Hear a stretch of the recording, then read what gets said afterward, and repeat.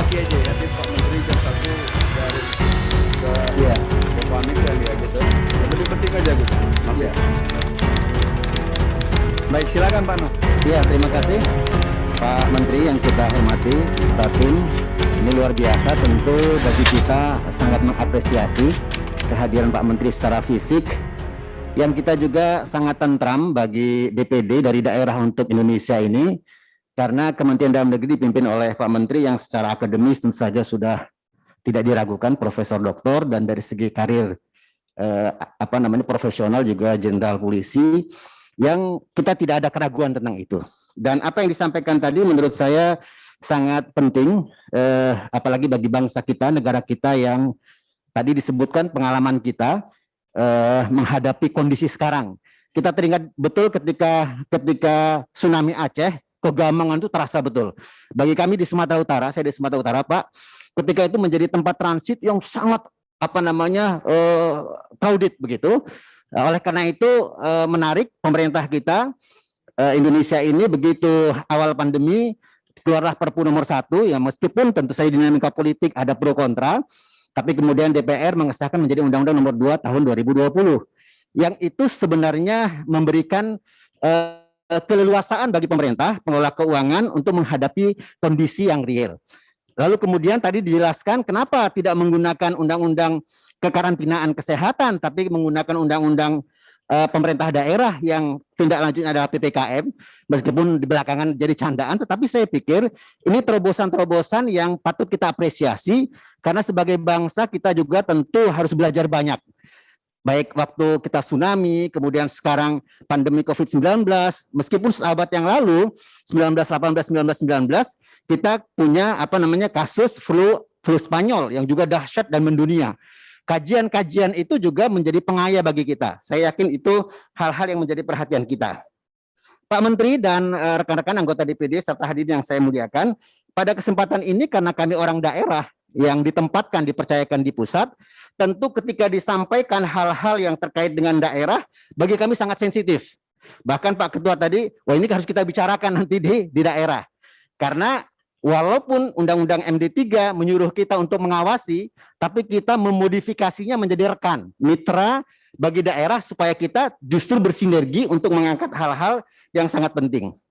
Pak Menteri dan rekan-rekan sekalian, begitu COVID-19 menjadi pandemi, maka negeri kita, negara yang kita cintai ini kemudian mengalokasikan anggaran secara khusus, yang kemudian dipetakan untuk dana kesehatan, kemanusiaan, misalnya pengobatan, kemudian ekonomi, ya PEN, dan pengaman sosial atau bansos kita. Undang-undang kita sebenarnya sudah melindungi, tetapi secara manusiawi ada saja kelemahan. Tentu ini menjadi pembelajaran bagi kita. Di tengah-tengah kita menghadapi pandemi, ternyata takdirnya kalau bahasa agama kita menghadapi OTT, ya, menteri yang kita hormati tentu saja. Artinya masalah-masalah seperti ini ada saja. Meskipun Pak Menteri tadi menyebutkan kita sangat serius, sangat sungguh-sungguh, regulasi dari mulai Perpu menjadi undang-undang, menjadi instruksi Menteri Dalam Negeri dan sebagainya, kita harapkan daerah bisa lebih siap. Tetapi dalam kenyataannya ada saja masalah. Umpamanya ketika di Sumatera Utara, karena saya dari sana, sangat pekat terhadap informasi. Waktu itu Gubernur Sumatera Utara Pak Edi Rahmayadi yang kita hormati memindahkan tenaga kesehatan dari wing hotel di dekat Bandara Kuala Namu ke tempat lain karena masalah anggaran. Beberapa hari kemudian, kebetulan saya di Komite 4 rapat kerja kita dengan Menteri Keuangan. Saya pertanyakan hak daerah. Kenapa kok ini sampai terjadi? Bu Menteri tentu saja menjelaskan bahwa hak-hak daerah diberikan. Adapun kemudian insentif untuk tenaga kesehatan itu klaim dari daerah. Nah, artinya apa? Kita sangat memperhatikan. Nah, sekarang yang terakhir tentu saja terkait dengan daerah, ternyata setelah sekian waktu kita menjalani pandemi ini, BPK mulai bekerja, memeriksa. Dan ternyata Sumatera Utara, kata BPK, ya, ditemukan kejanggalan dalam penggunaan dana pandemi. Tentu Pak Menteri memperhatikan ini, saya yakin betul dan percaya bahwa ini diperhatikan. Nah, persoalannya mungkin yang ingin kami ketahui, apa antisipasinya? Dan kami sebagai wakil-wakil daerah tentu ingin bersama-sama memperbaiki daerah-daerah yang kita cintai ini, karena menurut kami adalah orang daerah yang dipercayakan untuk berada di level nasional sebagai wakil mereka. Saya pikir ini Pak, jadi antisipasi dan langkah-langkahnya kira-kira bagaimana? Karena ternyata menurut BPK ada lagi yang sempat viral, saya sih nggak tahu pasti apakah ada muatan lain. Meskipun data hasil audit BPK itu data publik, tapi dengan dibesar-besarkannya 70% lebih pejabat negara umpamanya justru pada saat pandemi ini meningkat pendapatannya di tengah-tengah rakyat yang seperti ini.